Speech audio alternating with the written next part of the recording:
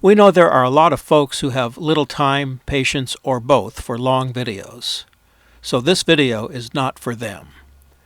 This video is for people wanting to learn and understand what is happening to our public trust resources. We think it matters. We think it's a story worth telling.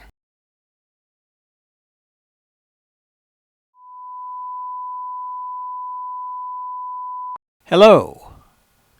We've been asked a lot about how this Salmon Water Now thing got started. Why are we making these videos, and what we hope to achieve?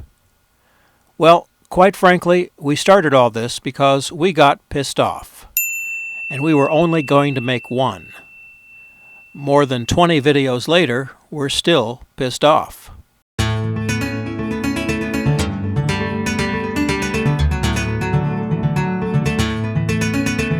For us, San Francisco is home base.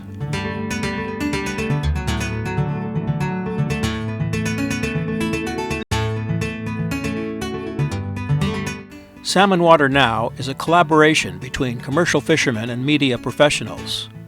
We are not environmental wackos, although we take a certain pride in being attacked that way. A couple of years ago, the wild king salmon runs that for generations sustained families and whole communities collapsed. The federal government, in an effort to bring back the salmon populations, declared salmon fishing off limits. It's summertime in the city, but something's not right. Now, 2 years of no fishing exacts a terrible toll on folks. These boats should be on the ocean, not tied up. Something's not right. This looks right, but it's an illusion.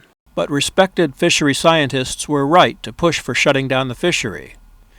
In 2010, a truncated salmon season is in place, even though the salmon runs have not yet been rebuilt.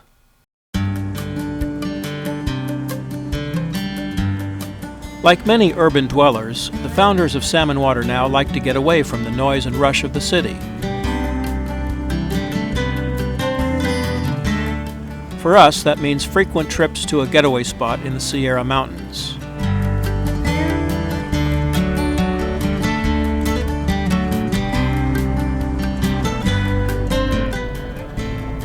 To get there, we drive through the Central Valley, the belly of the beast that is California agribusiness.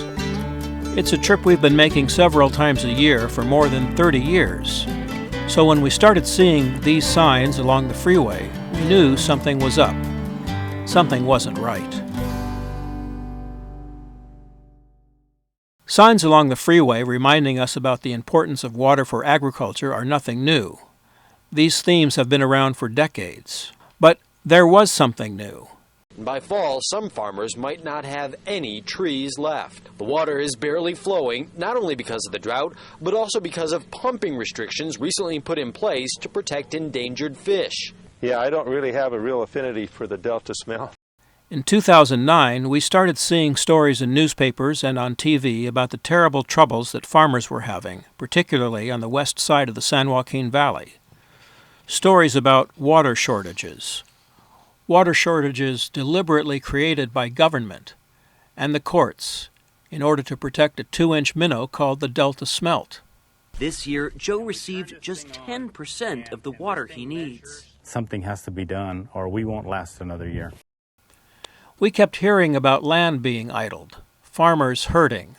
What does an empty field mean for you? It means there's no income generated. Massive unemployment of farm workers, all because environmentalists demanded protection of that little fish. Well, quite frankly, that is a good story. But it is a story engineered and nurtured by a PR company, doing an exceptionally good job for their big agribusiness clients. I'm Harold Burson. I'm here to welcome you to Burson Marsteller. When Bill Marsteller and I started this company in 1953, we had one simple idea, and that was to be the very best at what we do. And in 1983, became the largest public relations firm in the world. We serve a list of blue-chip clients. Let's look more closely at the role of public relations in the debate about water in California.